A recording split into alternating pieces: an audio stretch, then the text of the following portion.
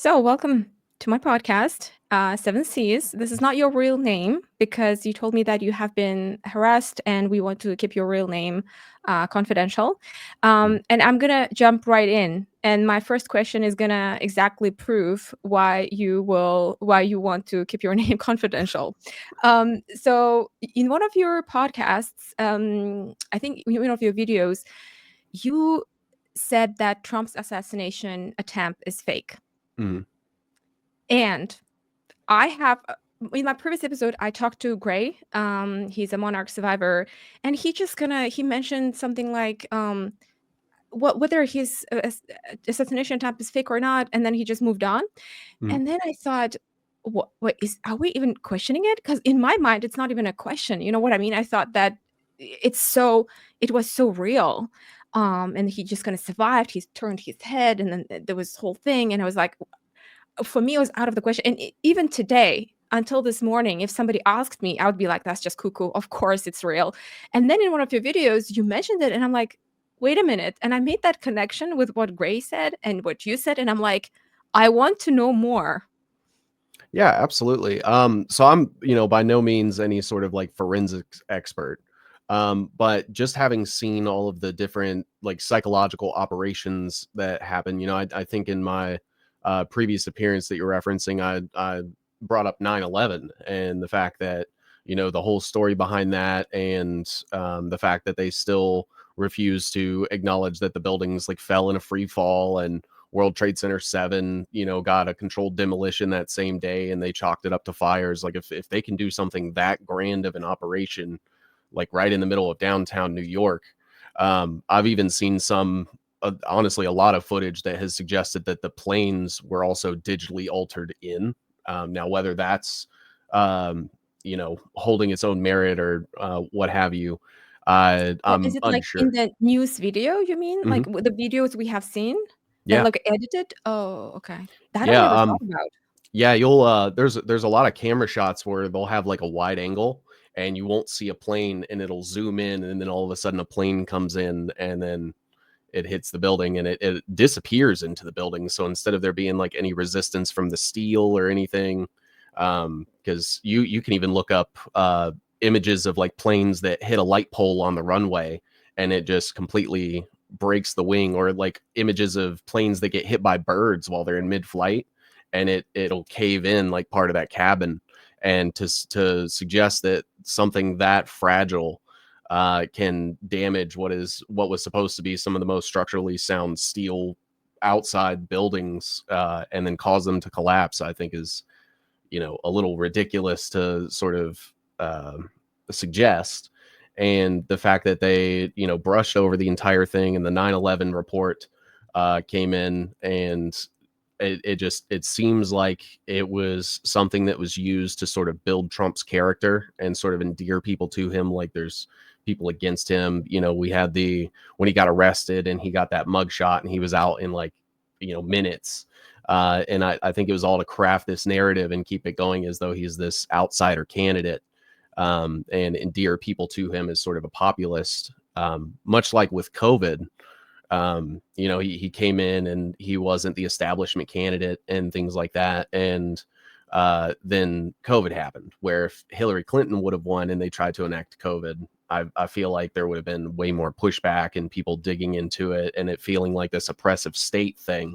Where with Trump, because of the person that they've sort of built him up through the media, it was like, oh well, I'm having to like shut down the country so that we don't get the FEMA camps, which was a lot of what people say is like he made the vaccine so that we wouldn't have to be locked up in camps and quarantine zones and stuff. And it's Sorry, what's a FEMA camp?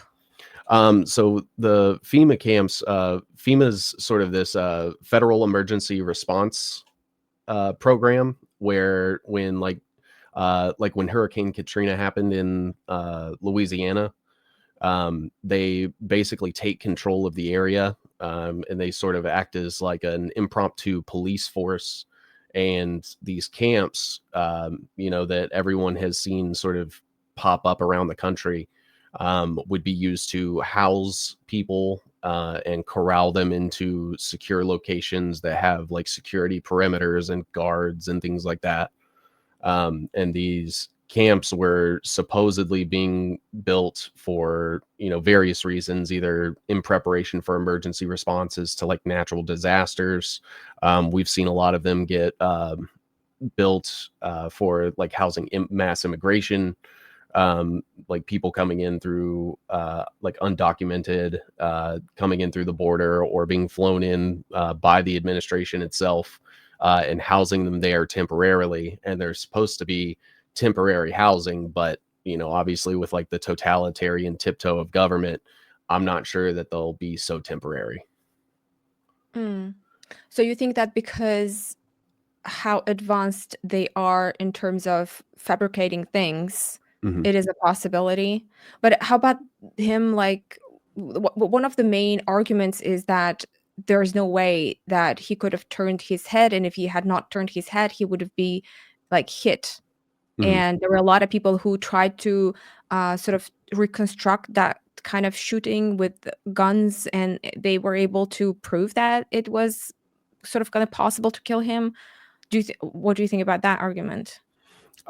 So I think that when it comes to digitally altering footage and having people set up in specific locations, like we've seen or declassified information that there were multiple shooters. Like for example, the JFK shooting. We now know that Lee Harvey Oswald wasn't the only shooter that was there, and a lot of them were placed by groups that sort of have inside connections with the federal government.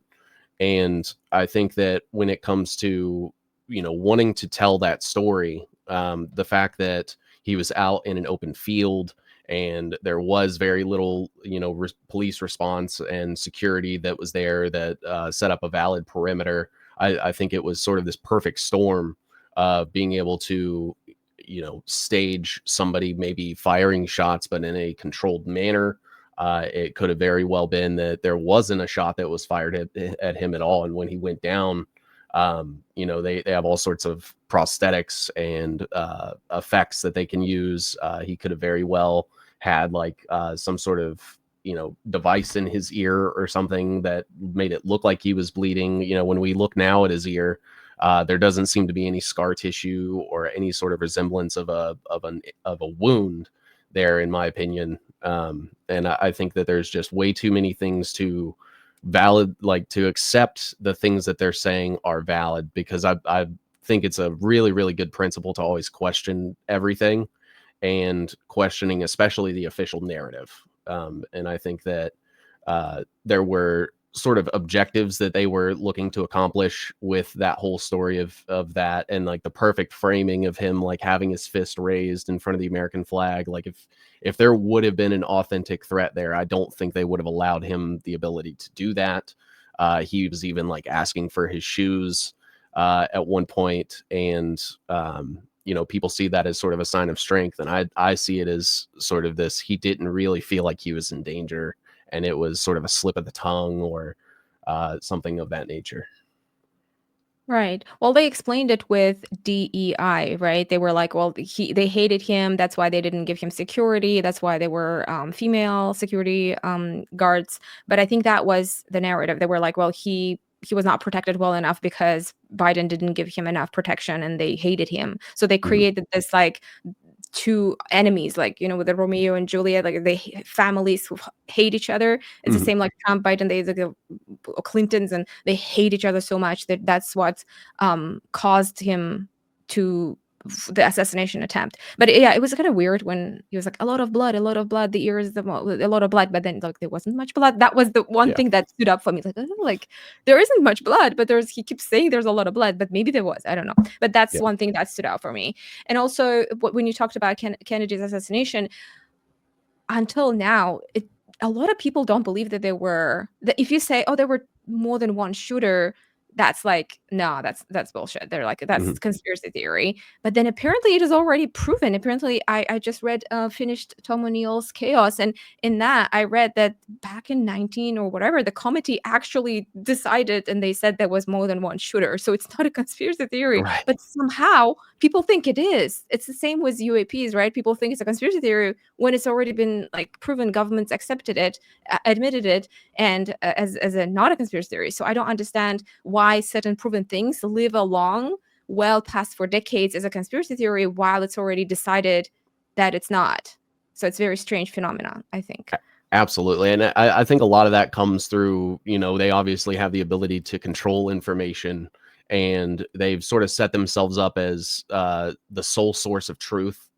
So the same, CIA, FBI, DOJ that have lied to us basically our entire lives, it's like we're still supposed to take it face value, everything that they say, and they'll not release details that other people can independently verify and investigate, and all of these other things. And I always feel that if there's something that you can question, you should be able to question it. And if they aren't allowing you the opportunity or the ability to do that, it's because they're hiding something.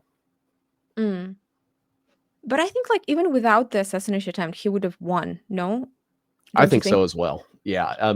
Just sort of looking at the way everything was, I think that it was sort of a two-part, where now people like Eric Prince are starting to proposition to Trump that, hey, we need to, the Secret Service wasn't good enough, and it was provided by a government that hates you, and this entire narrative. So we need to privatize Secret Service, and we need to have a privatized security detail through like Eric Prince's company Blackwater. And we're sort of seeing that same narrative with like what Elon's doing with Doge, where it's government isn't doing a good enough job, so we're going to come in and we're going to install AI through my AI programs and my AI software. You have Peter Thiel's Palantir, which is largely sort of running the front on that, and it's this replacement of old federal systems and old government systems, for these new like Silicon Valley based tech industries to come in and basically replace everything. Right. And also, what is this? What are these rumors on X? I seeing this post that Trump is that he might be Jewish. What's that all about? So it is kind of hard to quantify, as far as like somebody's beliefs, because they can tell you one thing all day, and then hold something else entirely in private. And Trump actually has a lot of connections to like Jesuit. I believe he went to a Jesuit school, if I'm not mistaken. And his one of his longtime mentors, Roy Cohn, he's very heavily influenced by like the Kabbalah specifically, and the Kabbalistic belief system, which ties very heavily in with like the Chabad Lubavitch sect of Judaism. It's sort of this cult where they believe that there's basically a caste system. So there's the non-Jewish and then the Jewish people, and that non-Jewish people sit sort of lower on the tier as far as like spirituality, or when it comes to like the ranking of where people sit, that they're not the chosen ones specifically.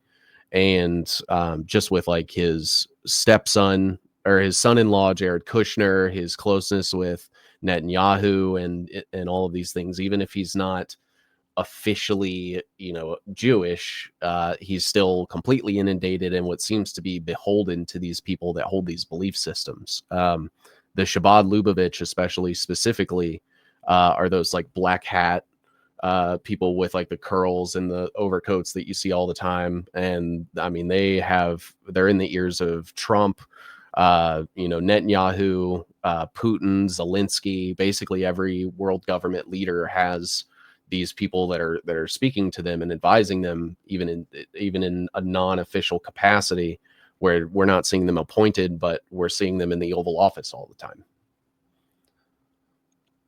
Wow. Okay. Um, and also, you talk a lot about normalization Mm-hmm. of the agenda. I think, like, I understood the first couple of steps, but I was a bit confused by the end. Can you explain that?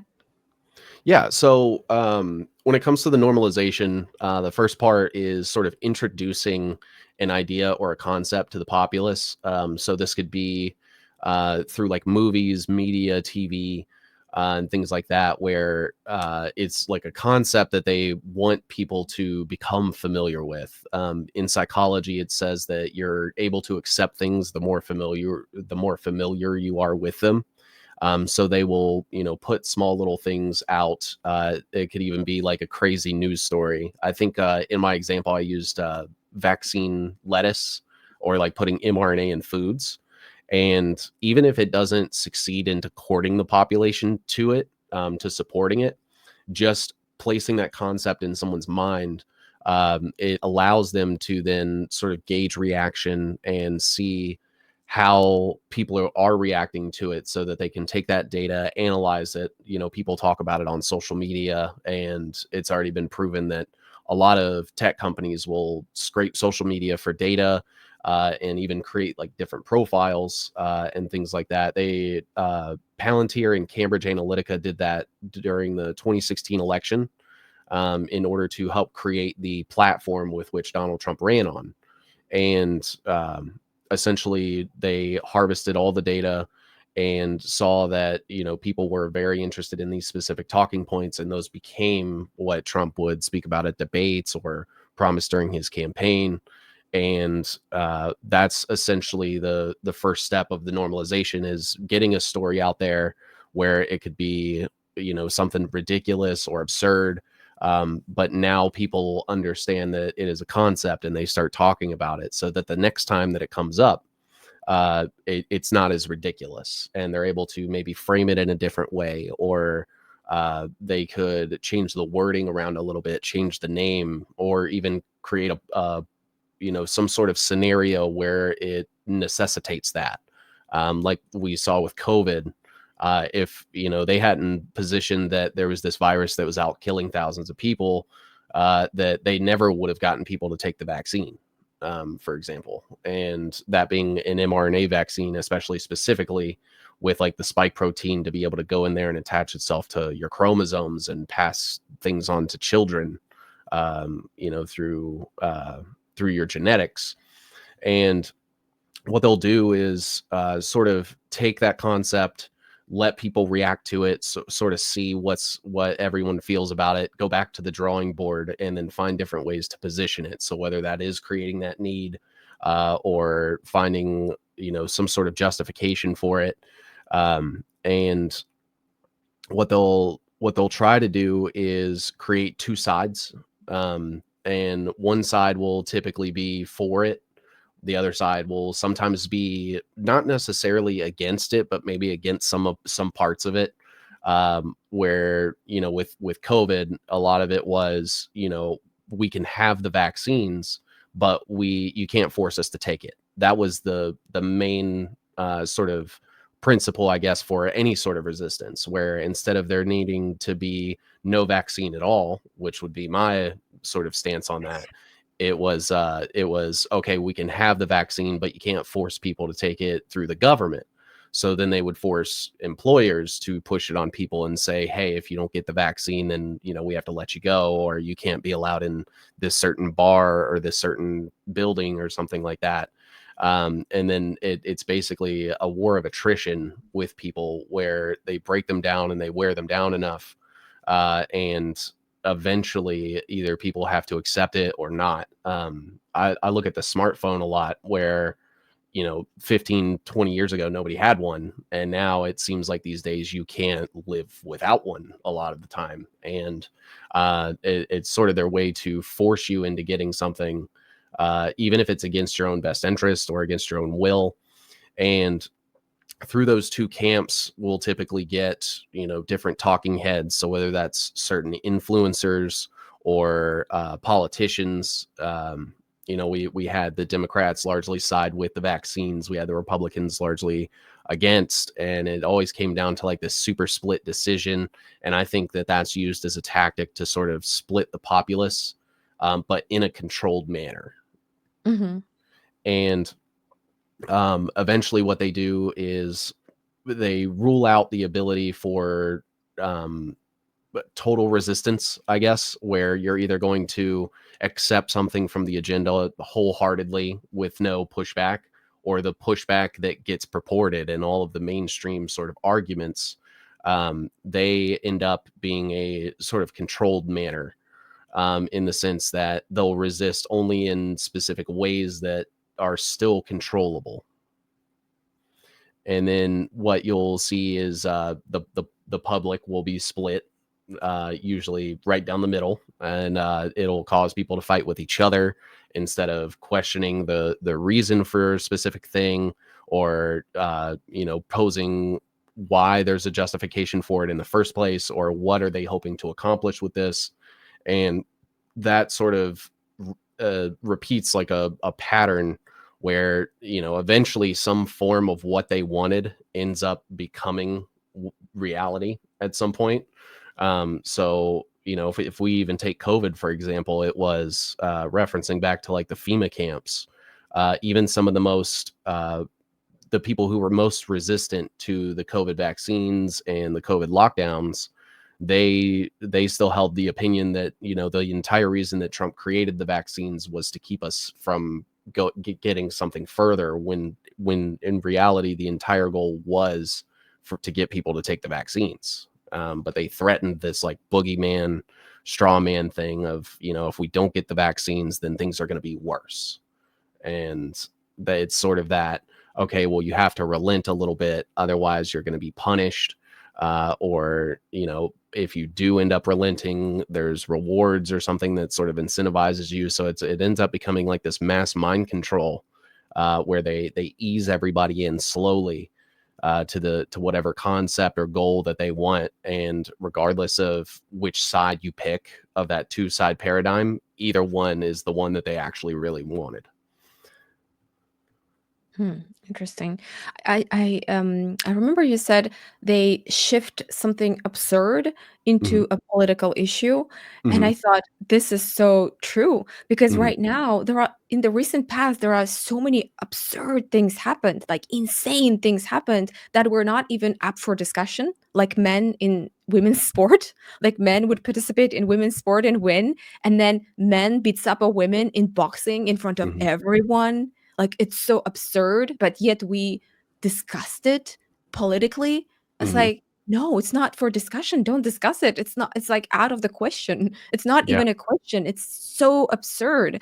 And or for example, I mean, you probably don't know this, but during COVID, women gave birth in mosques, and it's crazy. It's Yeah. so insane and absurd, like how, like, we're not talking about C-section. Natural birth in mosques is, if you ask any woman, that's such insanity, and yet they forced us to do Hmm. that, and it just makes no sense. And it was everywhere. People were talking about it everywhere. And also, I think all this started happening right after Trump's, and then in Biden's term. I think they just wanted to push it too much, with children, for example. I think that's tipped over a lot of people, turning boys into girls, girls into boys. And it was, again, it's shocking. It's so shocking. Yet we were talking about such shocking things, and we were just discussing it. The right was saying, oh, you can do whatever you want when you're adult. And then left, well, what about them? They're going to kill themselves if they don't. It's such an absurdity. And yet any normal sane parent knows that it's just a phase. I'm pretty Yeah. sure I had a phase when I wanted to be a boy when I was 11 or 12, maybe for 1 or 2 months. I wanted to be Jackie Chan's stunt double.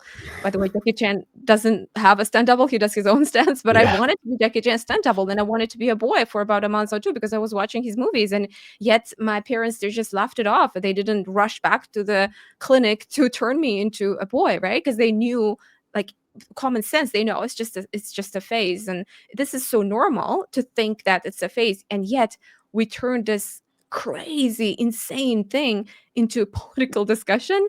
Yeah. And what scares me is we forgot about all this. It's like it's in the past and no one cares.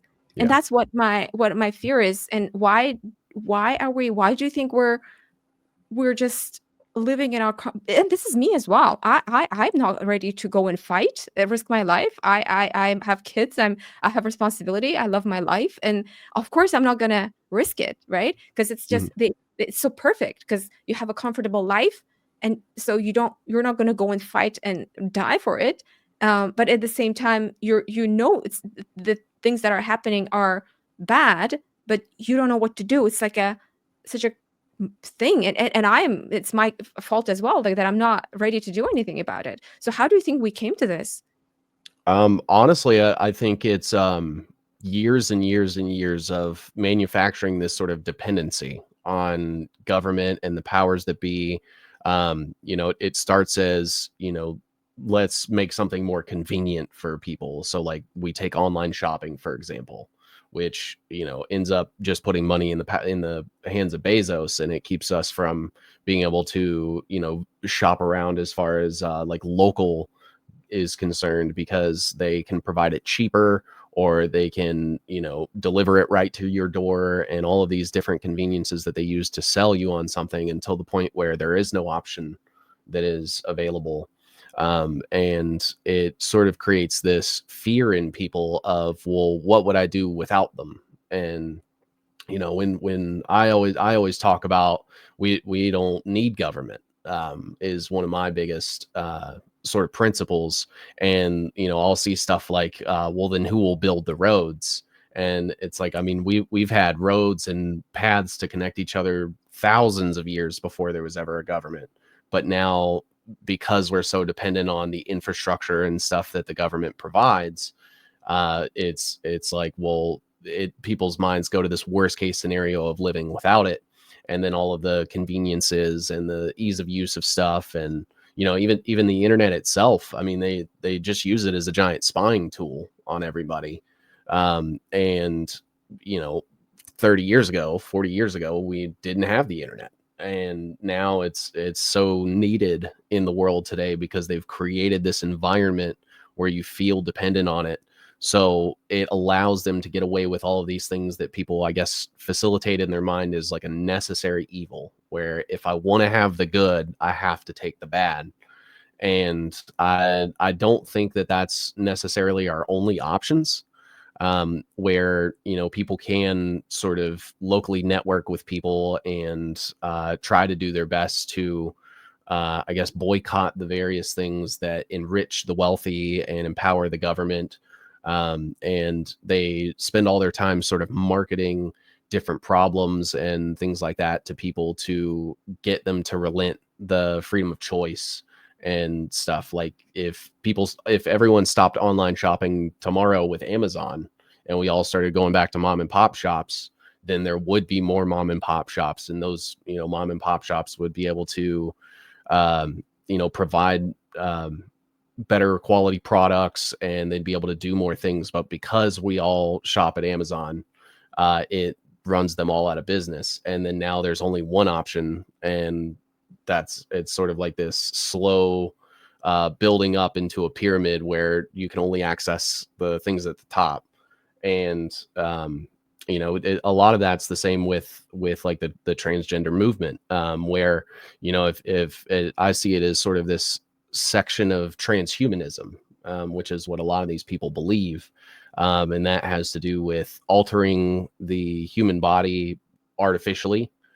So whether that's prosthetics, or the mRNA vaccines, getting like the gender reassignment surgeries, and taking the hormones and things like that to change the things in your body biologically, that's what they want. And I think that sort of infiltrating their way into the LGBT movements, and using that as a justification to start pushing these like hormone therapies and artificial augmentation, even the same as like plastic surgery.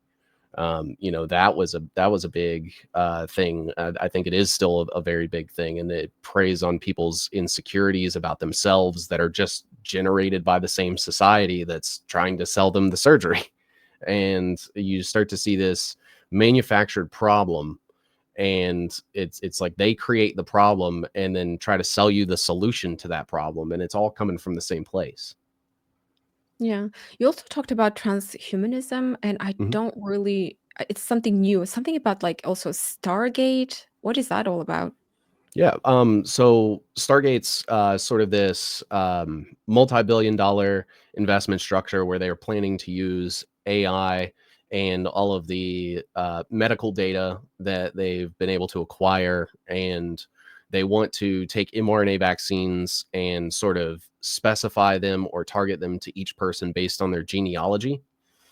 So a lot of people have like submitted their DNA off to Oh, different yeah. companies and stuff that are owned by like BlackRock, or they're, have direct ties to states like Israel.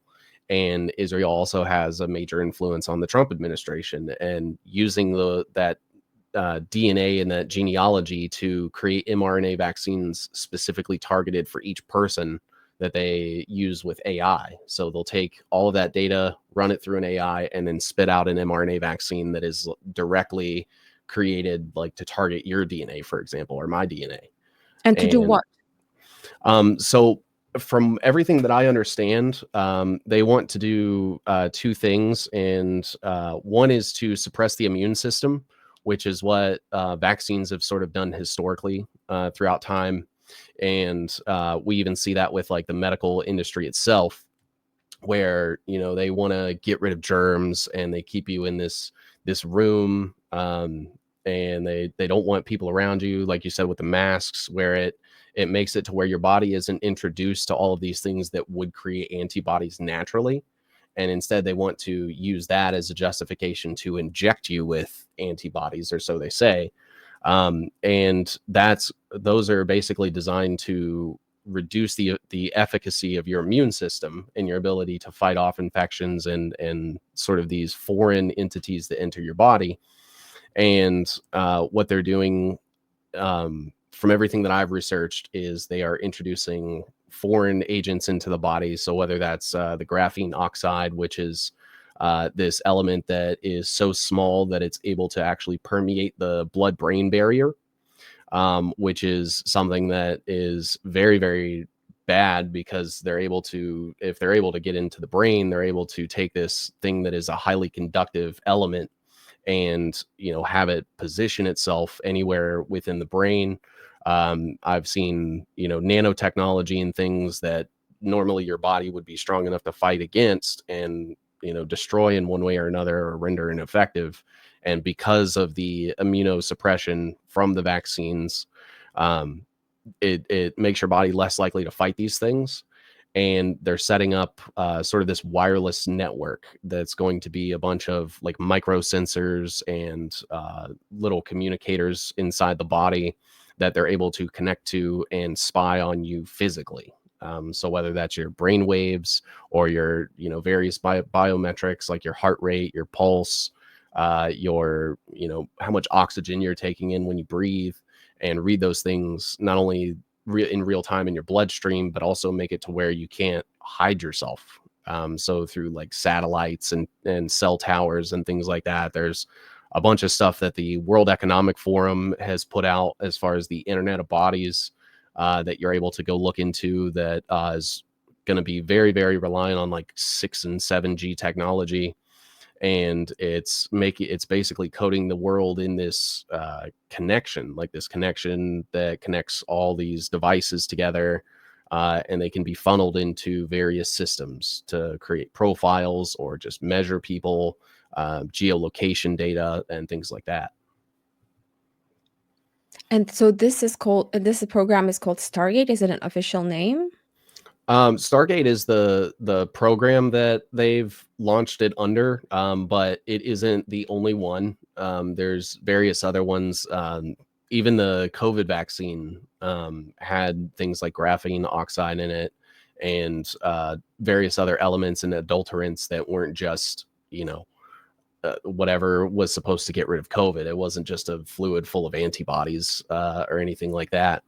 And Stargate is sort of one of those things where they're able to take taxpayer money and Mhm. fund these things so that they can get done, because they obviously have to pay the people that are doing the research and the manufacturing and pay for the distribution.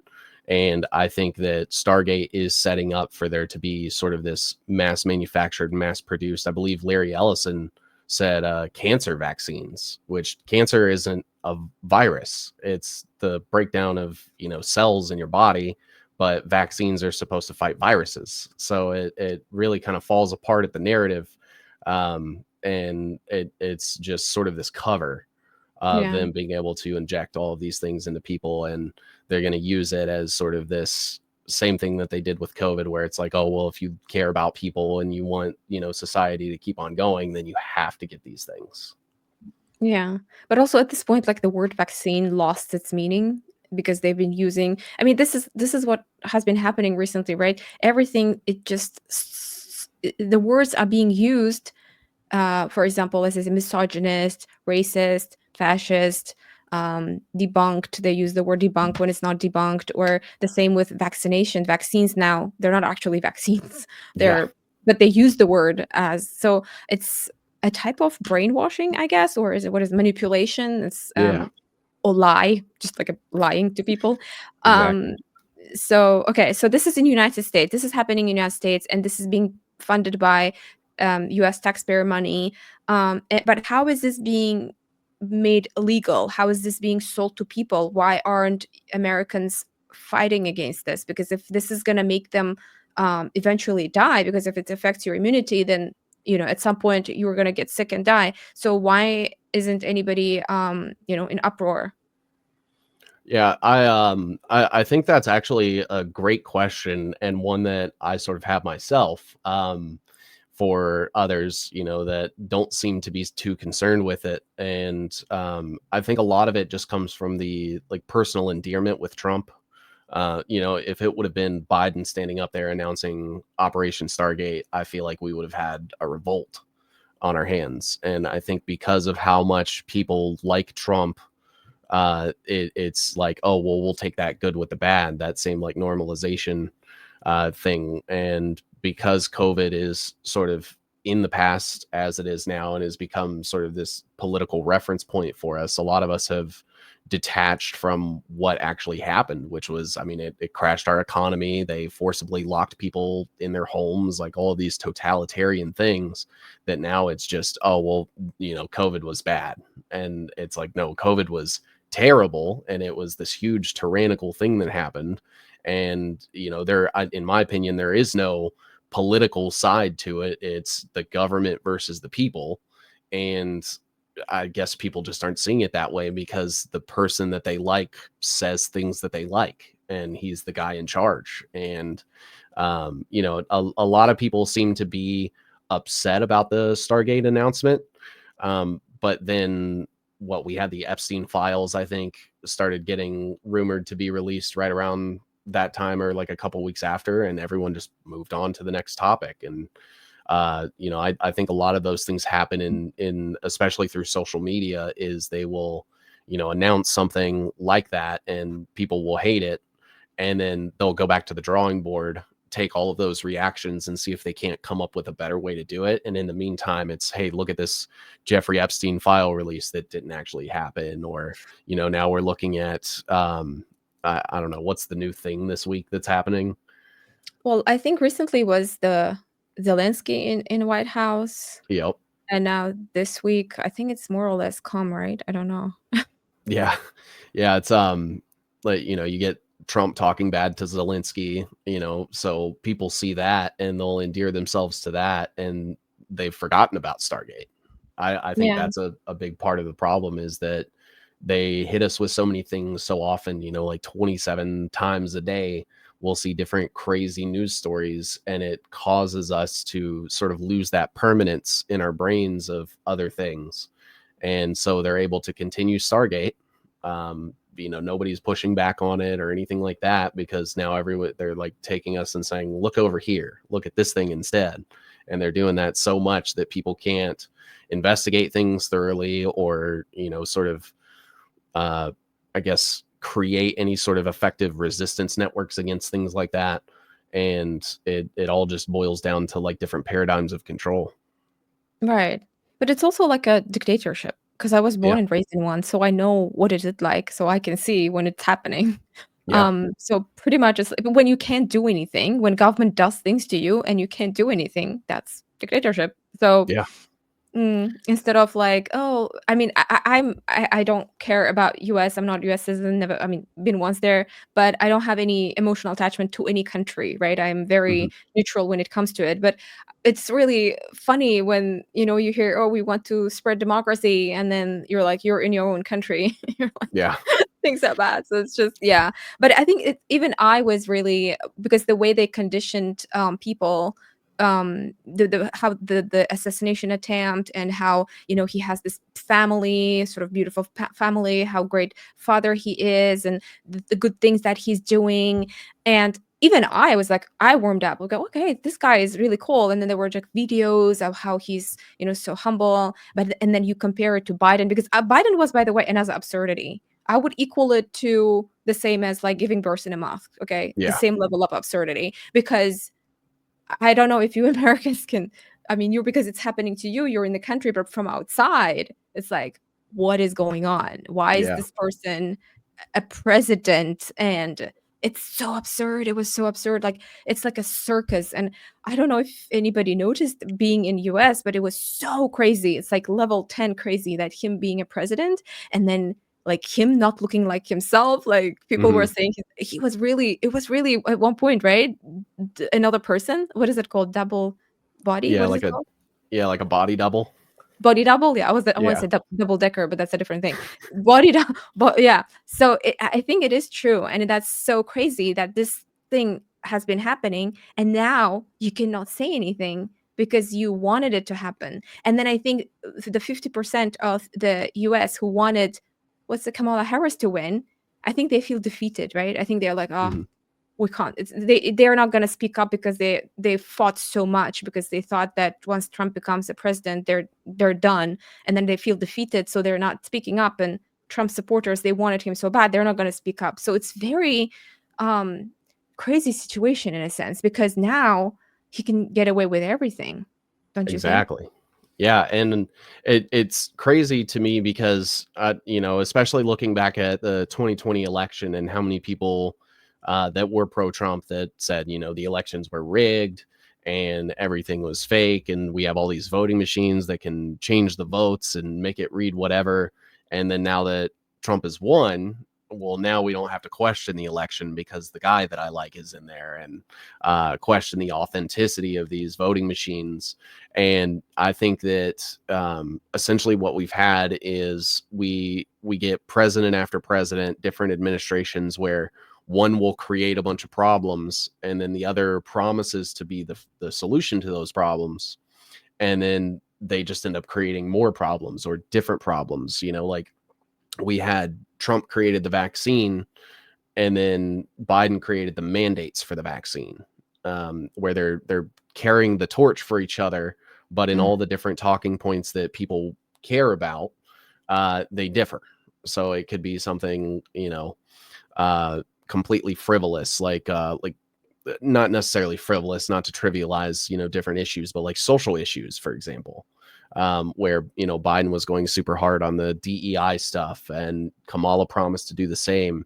Well, Trump's coming in and now you can talk badly about some of these things without consequence, allegedly. And so now the number one thing that I always hear anytime I have any sort of criticism of Trump is people saying, well, at least it's not Joe Biden, or at least it's not Kamala, because they made them so unpalatable to people that they'll take the bad with the good. And we're just seeing that sort of same pattern. And I think, that's been happening for years and years and years. Yeah. I remember when I started watching, Candace Owens or Megyn Kelly at the time when crazy things were happening. I was like, "Okay, they are speaking, they're making sense. They are making sense because among all the absurdities, they're saying common sense things and they are speaking up." But I saw in one of your videos that you actually think they are bad actors, or what is it called? Like, acting? Do you think Mhm. that's true? Yeah, I think when we look back, just sort of throughout, especially recent history, Obama had repealed something called the Smith-Mundt Act.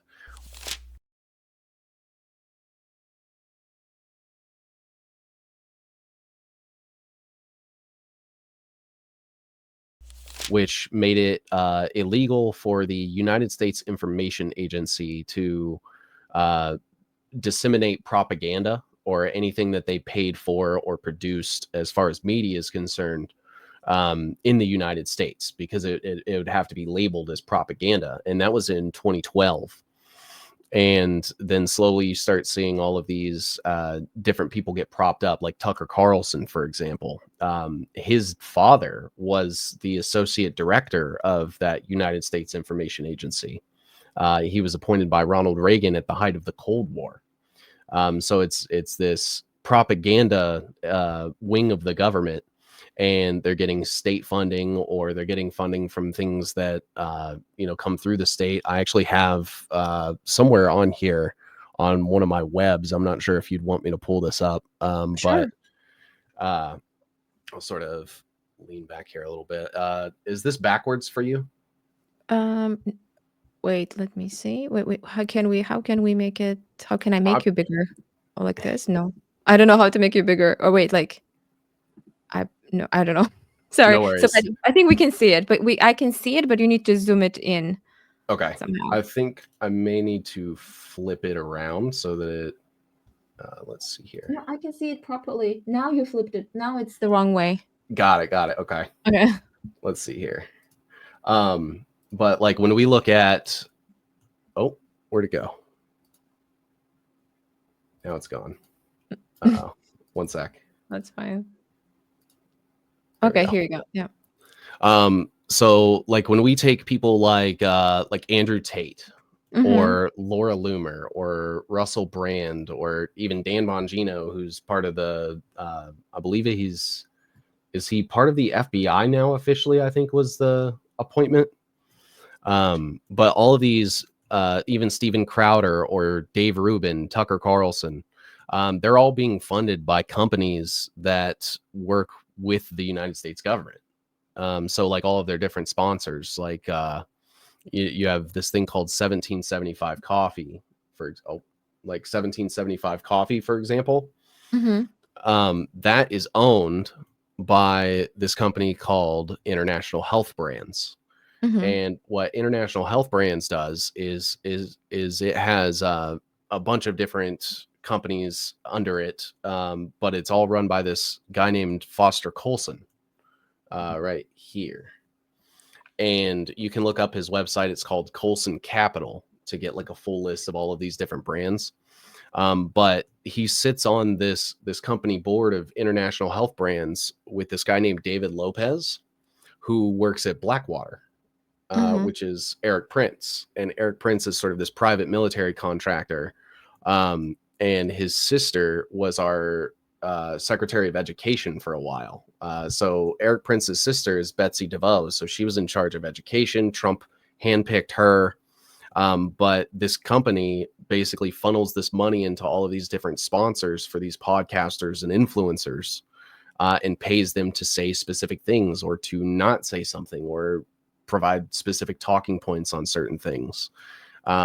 1775 Coffee is partnered directly with Rumble, which is invested in by Peter Thiel, who Peter Thiel's, this huge military and intelligence contractor, and he throws all sorts of money at various things. Tucker Carlson is funded by this company called 1789 Capital, which is by Rebecca Mercer and Peter Thiel. They sort of own and operate that company, and Donald Trump Jr. just recently became a part of it. So like Tucker Carlson's getting funding from people that take government contracts and work with the government and donate directly to the government, but they're hiding behind all of these companies, like 17, no one would suspect a coffee brand to be getting money from CIA contractors or private military contractors, and then indirectly funneling it to these people to fund them and say, hey, you have to say these certain things or we're not going to sponsor you, or we'll give you more money in your sponsorship or your contract if you say these specific things. And it's sort of like hiding behind um, these different things that people end up not looking into. So it ends up becoming like a network of funding and control, almost essentially, where If they end up saying like resisting any of it, then they'll go to the next person and they'll say, okay, now we're going to hook this person up with $10,000 a month or whatever sort of money that looks like. We even saw that with, do you remember the tenant media thing that happened with like Tim Pool and Lauren Chin? So it came Oh, out is it like that, Russia that they were backed by yeah, Russia? yeah, it's sort of that exact same thing where like you have, tenant media here was funding people like Tim Pool and Benny Johnson and Lauren Southern and Matt Christensen. Like that came out as fact. And that, Tim Pool went on record as saying, well, I didn't even know that I was getting paid by Russia. And it's sort of the way that they hide all of these different fundings and things like that behind these shell companies. Because even Lauren Chin, the wife of the guy that was over Tenet Media or partnered with Tenet Media, like she's worked with Blaze Media, which is, they have Glenn Beck and Dave Rubin, and all these various different podcasters. And it's sort of a carrot stick situation, where they'll, if you go along with what they say and you say these things to your audience, or, you provide some sort of way for, them to rely on the state or, believe in the government, it rewards them. And if you resist, then we'll just go prop up the next person and you'll be replaced. And it's this like revolving door of people that only get rewarded by sticking to the message.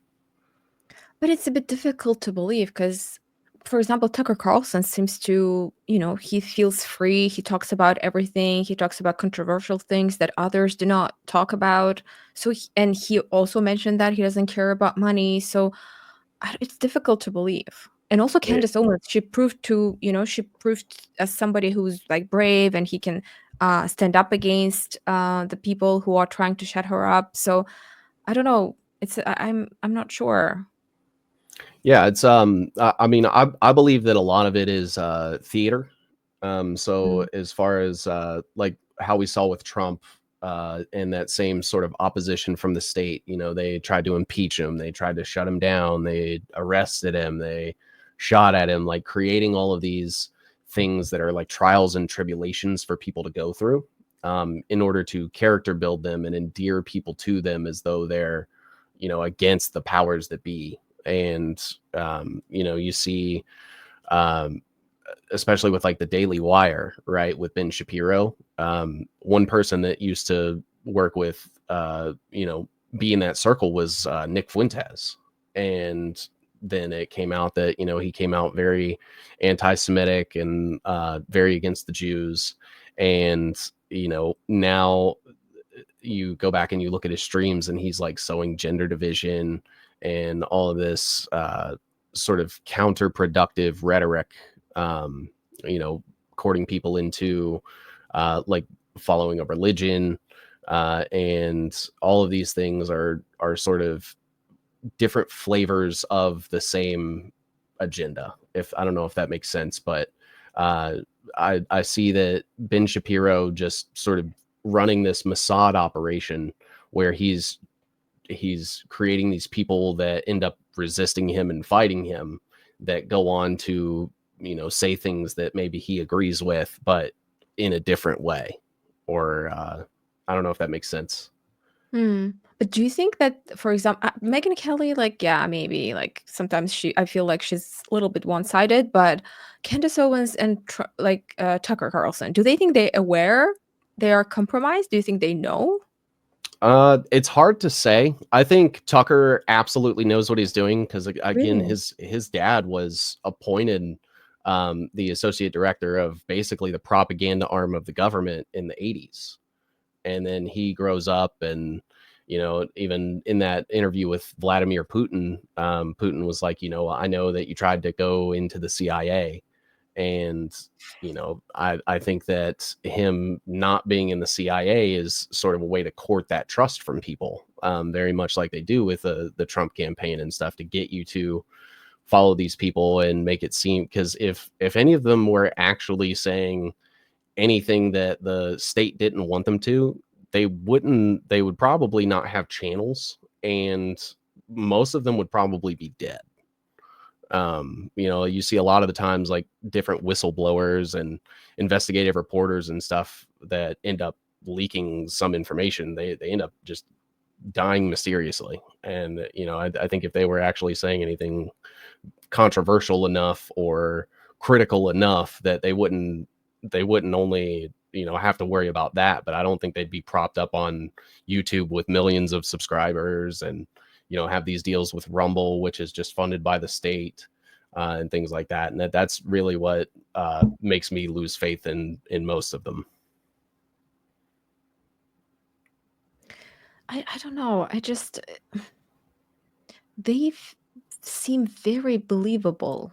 They're just I mean, they talk about everything. But the thing is, like, one thing I noticed is they talk about things, but there's nothing comes out of it. Like, there's nothing Right. changes. Just like blah blah blah. Yeah, it's bad. Things are bad. They're trying to do this AI. They're doing this, but nothing happens. They're just like talks, and then next subject, next subject, next subject, next episode, and that's the one thing that I noticed. But yeah, it's a little bit. I need more information. It Also, is it is hard to believe, and I yeah. think they do that by design. Like, they make it Mm. so absurd, and they make, like, all of these, different separations and connections and stuff, because when people see stuff like this, they think I'm the crazy one for, like, going and investigating all these things and doing all these ties just to prove that the person that is saying these things is either funded by the state or has, like, some sort of vested interest in tyranny. I also don't believe when they say about Ian Carroll that how he's also propped up by someone. I also find it really difficult to believe because he seems so I don't know, he seems so genuine in his attempt to educate people. And I signed up myself on my own accord, and they say, "Oh, because somebody's paid for him to have so many million subscribers." What do you think about him? So me and him have had a couple of different interactions, and the one problem that I always have with him is that he will be against something, like he'll be critical of Israel, right? But then he spent most of the last quarter of last year telling people to vote for Trump and telling people to believe in Trump. And we see that Trump is basically just giving Israel everything that they want, and pushing the vaccines, and pushing AI, and all these things that he claims to sort of champion against.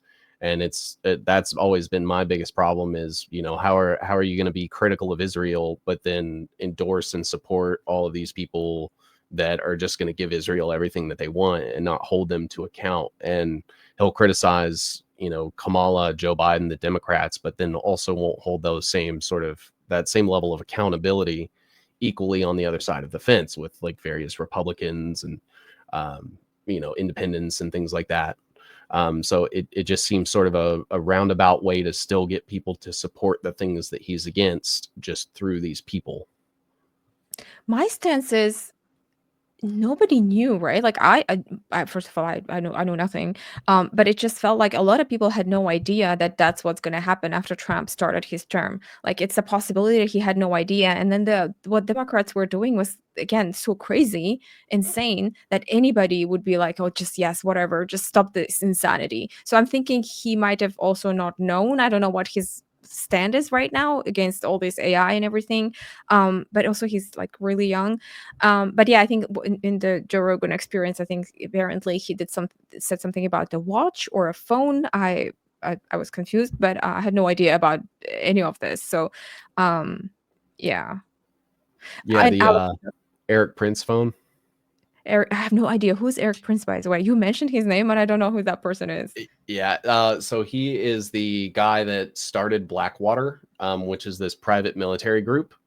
And essentially, the things that the government isn't legally allowed to do, they're able to pay companies to do.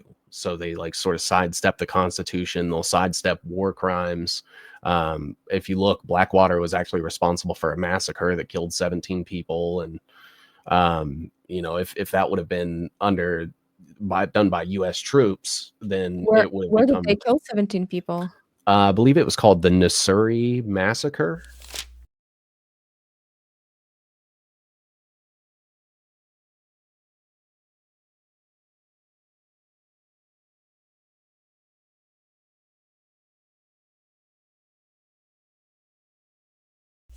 If I remember correctly. Um, In but states or? No, this was in another country. Oh. And I believe it took place in the, I can't remember when specifically, what year it was, but you're able to look it up. But it was under the guise of the whole war on terror that we Mm, were doing in the Middle East. okay. And then so he has a phone, and then he wanted the phone of this person, and then they were like, "Okay, so then he's compromised." It is also a possibility he didn't know, because it just feels like we don't know everything, right? We don't know. It's difficult to know everything. That's my Yeah. only thing when it's difficult to be, what is the aware of everything that's going on. So I want to give him benefit of the doubt, but yeah. What one thing that you also mentioned is Alex Jones. That was very Mhm. interesting, because I felt like Alex Jones is the sort of like the god of controversy, that he only says the right things, the truth, and he's a, he's hated because he says the truth about everything, and he doesn't care about his life. He's been sued for billions of dollars. So but you saying that he's also compromised. Yes. Um, so I think that it may not have always been that way, because I mean, I grew up, watching Infowars and watching Alex Jones with like the filming of Bohemian Grove back in the day, and things like that. But it seems that especially recently, and I think what may have happened was they used the Sandy Hook lawsuit to sort of rein him in, because nowadays we see a very stark contrast where, before Alex Jones would say, don't trust the government for any reason. And, on 9/11, he reported, Israel did 9/11. Those were like words directly from his mouth, where now it's, oh, Israel's not a bad place. And we love the government now, just because it is Donald Trump. And, I love Elon Musk and all of these various things that he's saying. And when people bring up specific criticisms or points, he'll either brush them off or, uh, sort of trivialize them and say that they're not a big deal. Where I think the Alex Jones of maybe 20 years ago would have said, I mean, he was saying these things where he said they're trying to put chips in our brains and they're trying to globalize the world and stuff. And we have Trump speaking at like WEF conferences, and Elon Musk coming in, and he's pro-vaccine, pro-climate change, trying to set up like 15-minute cities with his smart cars. These are all the things that Alex Jones was very, very against back in the day, where now he's just praising the people that are pushing the things that he used to expose. And you think that this has happened after the lawsuit? Yeah, because essentially, he was threatened with, you have these multi-billion dollars that we can take from you, we can bankrupt you, we can take your house, we can take your show, and things like that through those families. And then all of a sudden, now the lawsuit is sort of null and void, is what it looks like, because he still has his show. He's not paying out billions and billions of dollars to anybody, and now he's aligning with the government. Interesting. Okay. You also did research into LA fires. Hmm. I can't believe that there's also something. I thought it was just LA always has fires, doesn't it? That's something that we who have never been there think that in Europe, oh, LA fires, but Yeah. apparently there's more to that. Yeah. So, one big thing that's sort of coming, that is sort of like the centerpiece to my work, is this technocracy thing, where they're trying to get AI to run everything, and they're trying to connect everyone up to this system that's sort of a global system, that's going to be powered by like nuclear plants. We're going to have AI and everything that we possibly can. That's all going to feed back into one central location. Even with like Elon's satellites and his robots and his car batteries. And the one thing that they really, really need is lithium. And when I was looking up sort of the fire density going on around that time, I noticed that there was a pattern of where all the fires were burning the most intense. And those seem to all be in areas that either there was confirmed lithium deposits, or there were plans to establish a lithium mine. And when I was looking, a lot of these mines, the only pushback that's really coming from them getting set up or getting developed is the environmental impact. And when you burn the environment, now there's nothing for like activists to be able to say, like, oh, there's this protected flower species or this, small woodland animal that's going to be harmed by the mine. So they burn all of it out, and then they can set up the mines with no pushback and extract that lithium for batteries or, whatever they end up needing that for. Oh, so but how did they but weren't there, like, houses? Like, just like a hmm normal people's houses? How did they know there were lithium batteries on the ground? Like, Um, in so a lot of that comes from like geological surveys. So they'll do geological surveys in various areas, and they test, sort of what all materials there, how much of it proportionately is in each sample, and if they find like a large deposit of lithium, then they'll set up these things where they can then gain access to them. And as far as the LA fires, I think it was sort of like a multi-pronged thing. We had the Democrats saying, well, this is because of climate change and global warming, and we have the Republican side saying, well, this was Joe Biden in the deep state trying to hide the pedophile files or whatever, like the Diddy files that they were talking about.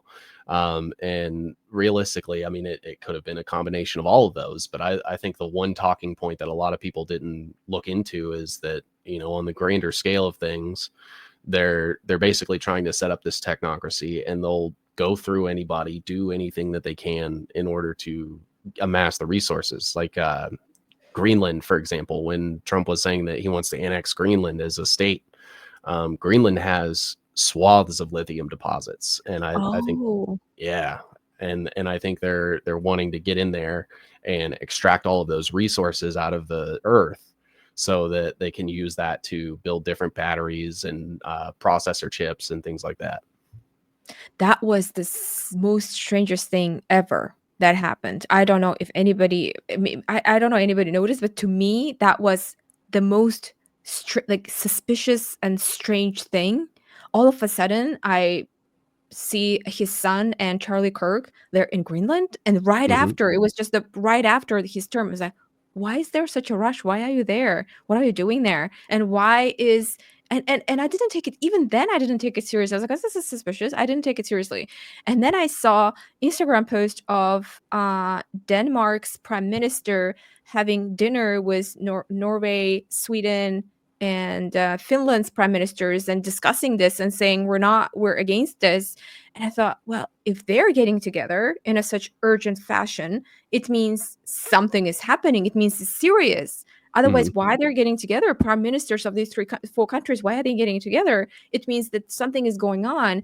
And then now there is a discussion of Greenlanders that they're having a vote to become independent. But then this conversation was not even in the agenda. They didn't even think about becoming independent. Obviously, first he said, "Oh, we're gonna have Greenland as part of US," but then as a compromise, okay, it will be an independent state. It will not Yeah. become part of US. We will agree to that.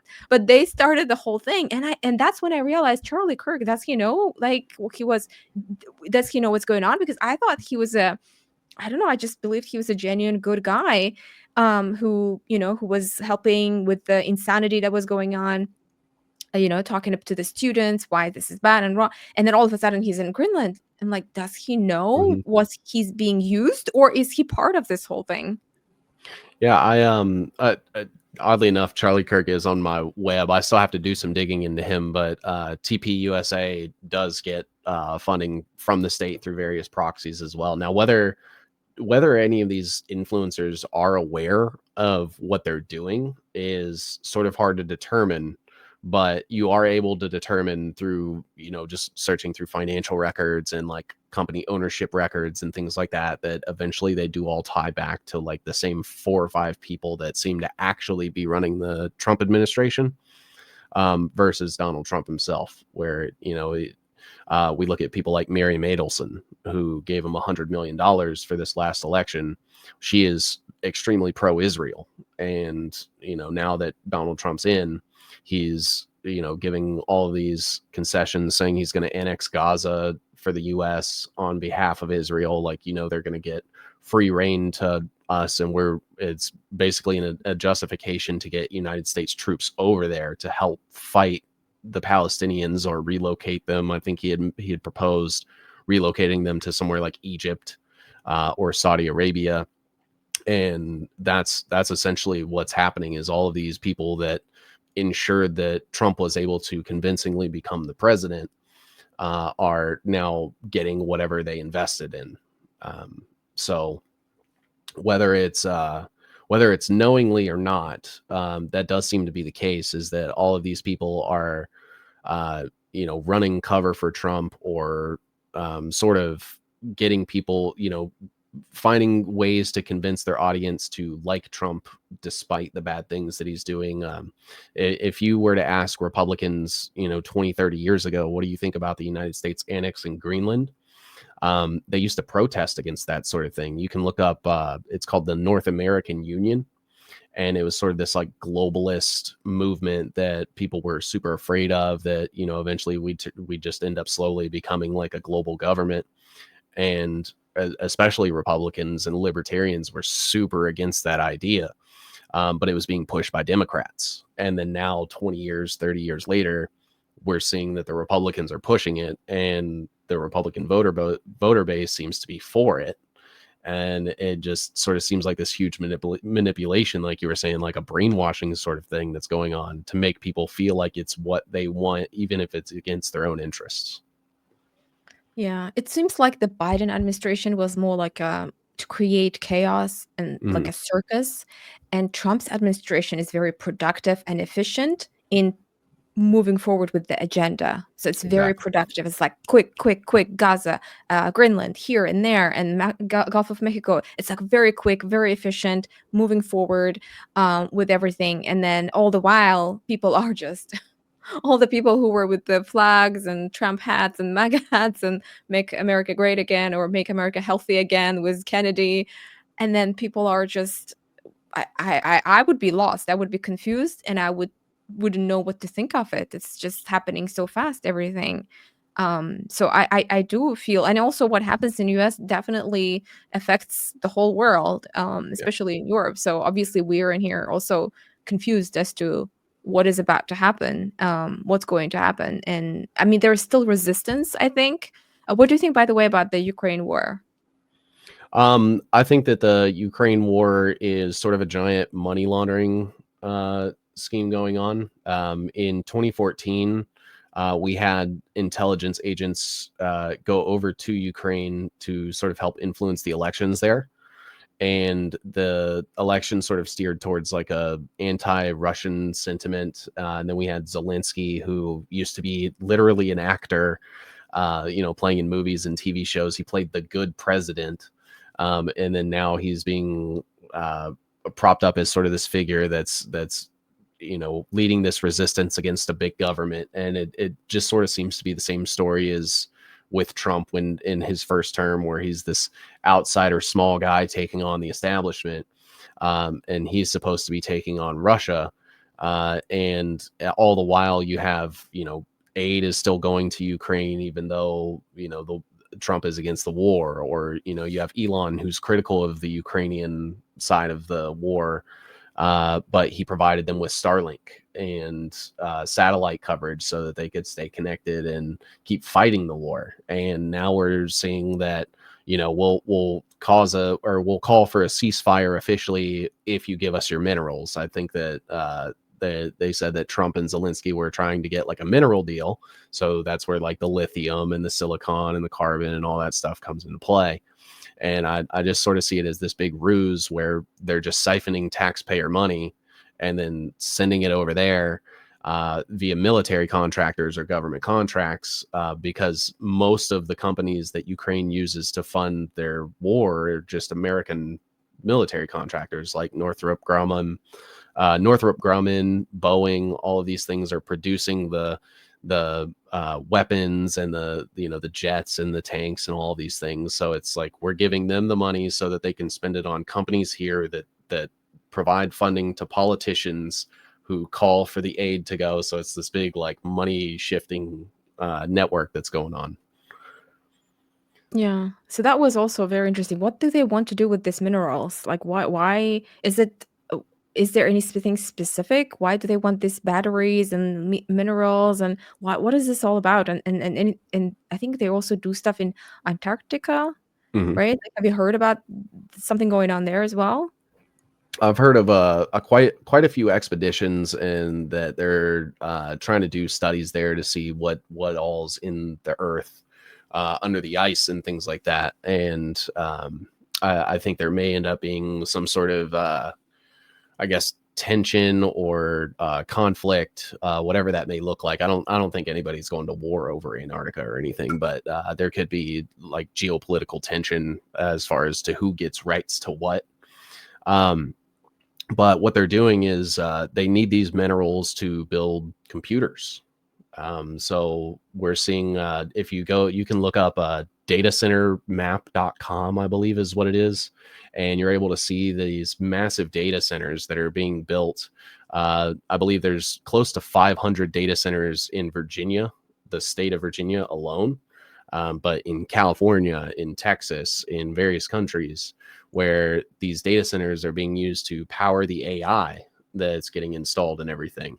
And they need tons of computers to be able to operate these things. And those computers take things like lithium and silicon and all of these carbon elements, and they need them to construct those. And I think they're going to end up building huge, massive data centers. You can even look up where we're starting to revitalize the American nuclear industry, and most of the nuclear power plants are getting sold to big tech companies. So Google has bought nuclear power plants, Amazon has bought nuclear power plants, Facebook, Microsoft. Just in the last 6 months or so, they've all bought multiple nuclear energy facilities, and they're wanting to use that energy to power these data centers, but they need the metals and the lithium and stuff to build those computers to run them. Mm. So Elon Musk seems to be very much intertwined. It's Mhm. again, it's so crazy. He's everywhere. He's everywhere near in the White House. Isn't it strange? Like it's really strange. What's he doing there? And what is his son doing there? His little son? He's always there in the and it's Yeah. is there anybody like where is his mother?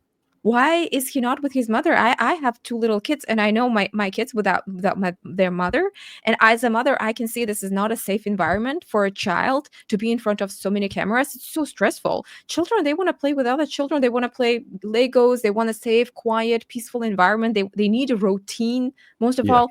And why is he always there? And the only reason that I come up with is that they want to soften the optics, right? Mhm. Oh, that sweet cute baby, and he's a cute baby, and like, oh, that's just sweet cute baby, and then you don't really kind of pay attention what's going on, really, because it's gonna softens the blow in a way for the optics. I cannot believe he's using his own son, and I my heart breaks for his mother because any mother will know. A normal mother will know that's not good for your own son to be in that environment, walking around all on his own. He needs to be with other children and with adults. It's my heart goes out to this baby boy and Yeah. his mother, and he's using him, that's my opinion, to create a better optics for the whole situation. And also he doesn't look good standing near Trump. And what does he need to soften it to have a baby Yep. around him? And that's the only Humanize them. reason. Yeah. Yeah, exactly. This is crazy. Why is this happening? I just don't understand. And why does this work? Do Well, you think that people don't get it? yeah, I think that especially Elon's sort of rise to prominence, positioning himself as this like Tony Stark type character, right? Like Iron Man, where I'm going to create all this technology to help save the world, and he's always been trying his best to come across that way as like this good guy who's well intentioned. But if you actually dig into like Elon Musk's grandfather, he was running he was with this company called Technocracy Inc. 100 years ago, and they essentially wanted to hijack the government and install a bunch of like engineers and technicians so that they could create a system to control people, and it was all going to be based on energy, which is essentially what carbon taxes are these days. um, and you were going to be penalized for the amount of energy that you would use in a system, because they want to maximize the efficiency of society. And you can look up his name. It's Joshua Haldeman. And when he was trying to convince people to join this Technocracy Inc. thing, the government of Canada found out, and they decided to fine him $8,000 and said that he violated the Defense of Canada Act by trying to, get all of these people to essentially overthrow the government. And after he paid that $8,000 fine, he fled to Africa, had Elon's mom, and then Elon's mom had Elon, and then now Elon's back here doing the exact same thing, where he wants to get rid of all the people in government and, say, we're getting rid of the bureaucracy and the bureaucrats. Well, really, all he's doing is getting rid of the people. The AI is going to handle all of the bureaucracy, and that's what Doge is essentially. Is they're cooing the government, and they're going to install this AI system that only they can run.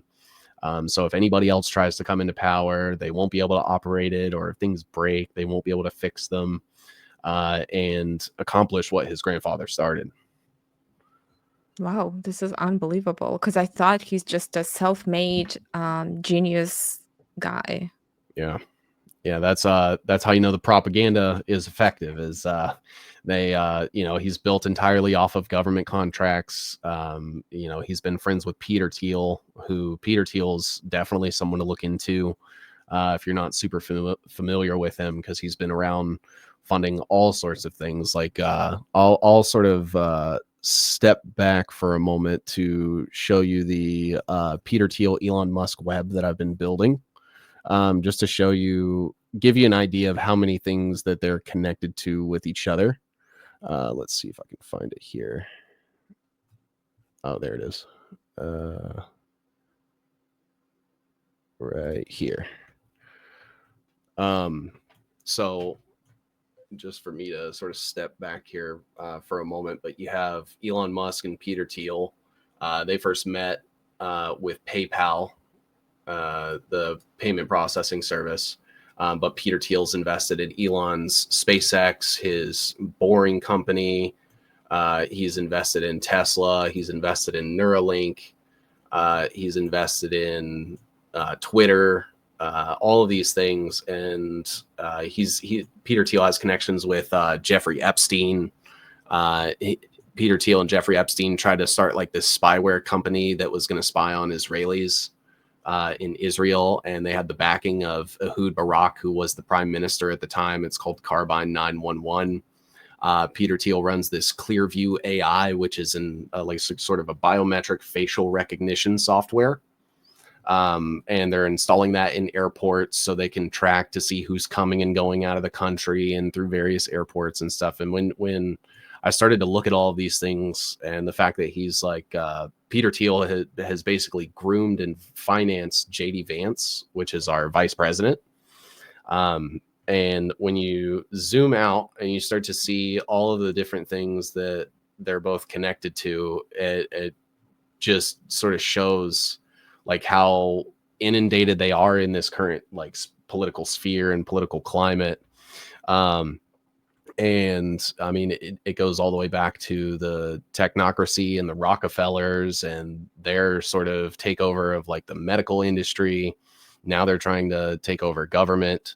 They have ties with Jeff Bezos, who his father or his grandfather started DARPA, which is like the government agency. It's the defense agency that Wait, ended up Jeff creating the internet. Bezos' grandfather? Jeff Bezos' grandfather? Mm-hmm. Really? Wow. Yeah. And, Jeff Bezos is set up like, oh, he's this self-made guy who, just sold a bunch of books. Well, that's not the case. It's all of their family has ties to like different government agencies and get government contracts and stuff. And then the narrative is sort of set up of, it's this self-made guy. And that's why he has all this money, when actually the reason that these people are so made and so rich is because they're doing what the government wants just in the private sector, and like convincing people that it's all just being done out of the goodness of their heart, or because they wanted to be rich. Okay. Your map is very comprehensive. Like it's so impressive, by the way. How many hours or years, I don't know, did it take to do that? Yeah. So this map right here specifically, I actually build live on live streams on Twitter and Rumble. And what I'll do is I'll just have people come into the chat and they'll, list a connection or something. Like say I'm working. The most recent thing I was doing was building out that Project Stargate thing that we had mentioned. And I was sort of speaking about like, okay, let's look. We have Starlink, T-Mobile. T-Mobile now owns Sprint, which used to own SoftBank, or what Sprint used to be owned by SoftBank. SoftBank was one of the companies that got the contract for Stargate with OpenAI and Oracle, and all of those things are connected, and people would go from there and say, oh, did you know that Oracle hosts TikTok on its servers? Oracle is sort of like this CIA data company, and back in 2022, for example, TikTok moved all of their servers on the US over to Oracle, so they've been on CIA servers for going on 3 years now. And people will send me links. We'll sort of research and verify things together. But all in all, I think this map has taken like 3 streams. And I usually stream for about 4 hours. So I'd say this is about 12 hours worth of work, all in all. I didn't expect that. I thought you were gonna say a year or, like, several months, but that's very Not, impressive. yeah, it's when I'm sort of opening the avenue for other people to contribute, it really, really reduces the having to go find a lot of the things myself. And what I can do then is just sort of verify the sources and cross reference stuff from there, Mhm. instead of just being one guy, because all of this stuff is way too much for one person.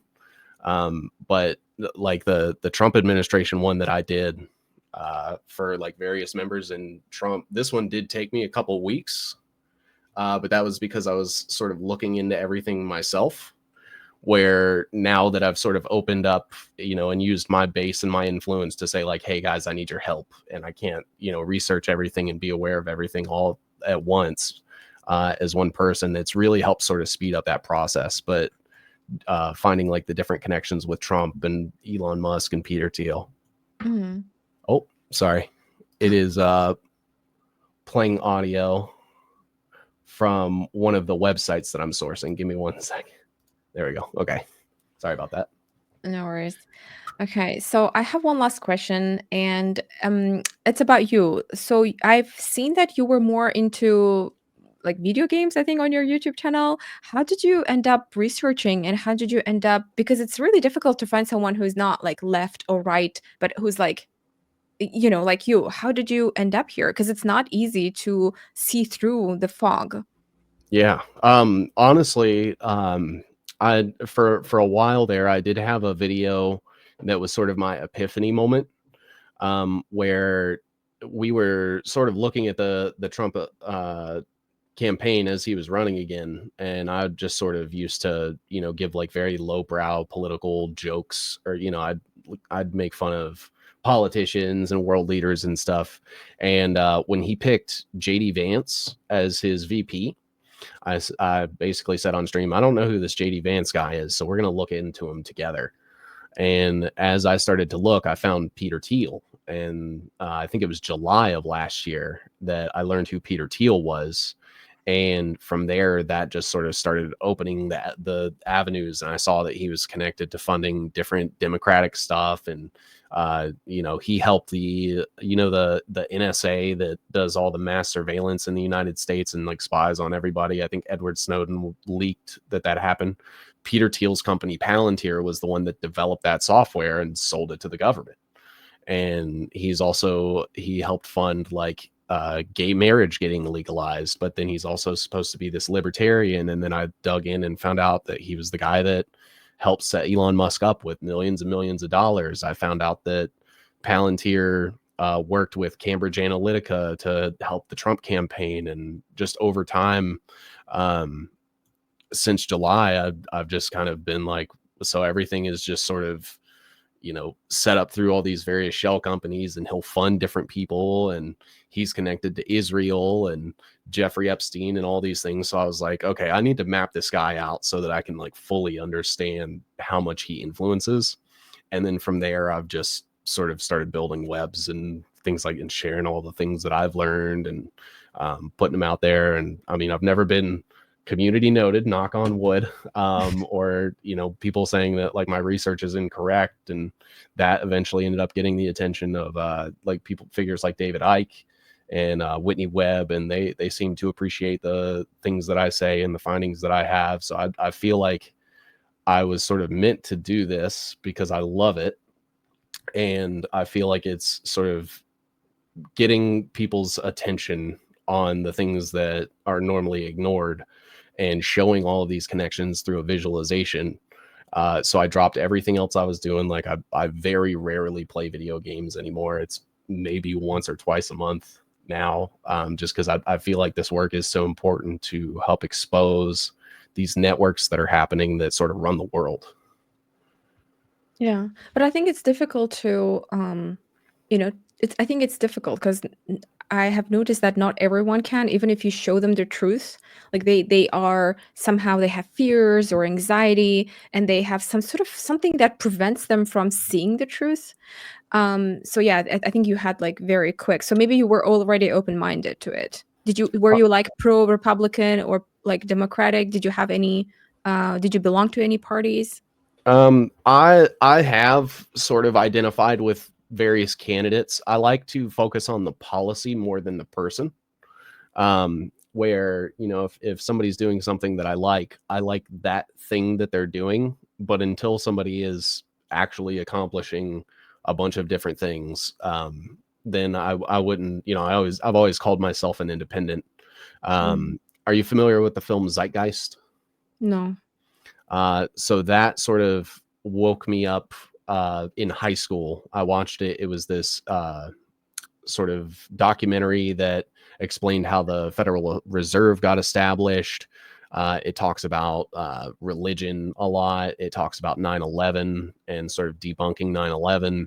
I watched that in high school. And then from there, I've just kind of never really trusted anybody in government.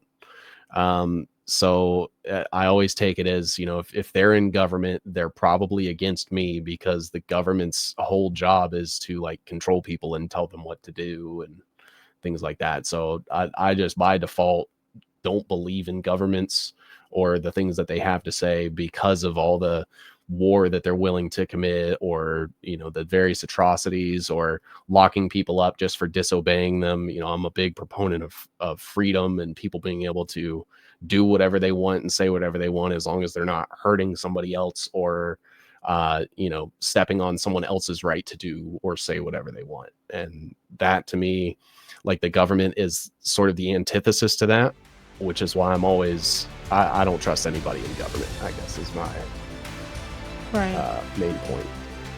Okay. Well, thank you so much. We are over time. Thank you so much for your time and for everything, for your research. And Mhm. yeah, hopefully we'll be able to have like part two in the near future. Absolutely. Thank you for having me. You are an excellent host, and I'd love to be back sometime.